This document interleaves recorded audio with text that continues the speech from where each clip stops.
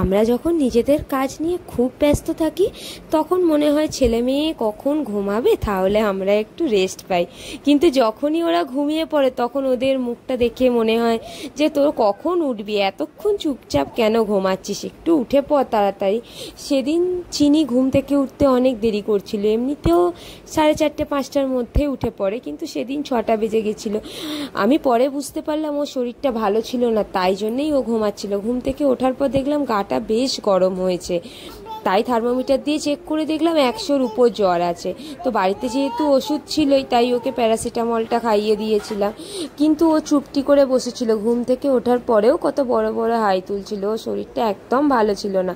বাচ্চার শরীর ভালো না থাকলে মা বাবার কি ভালো লাগে? এর এই মুখের একটু হাসি দেখার জন্যই তো আমরা সব কিছু করি, তাই না?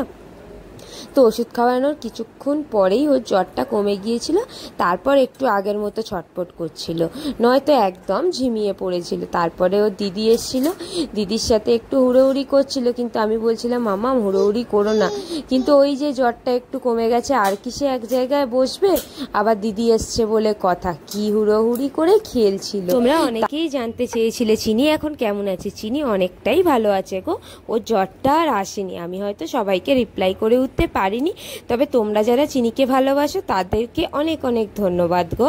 এইভাবে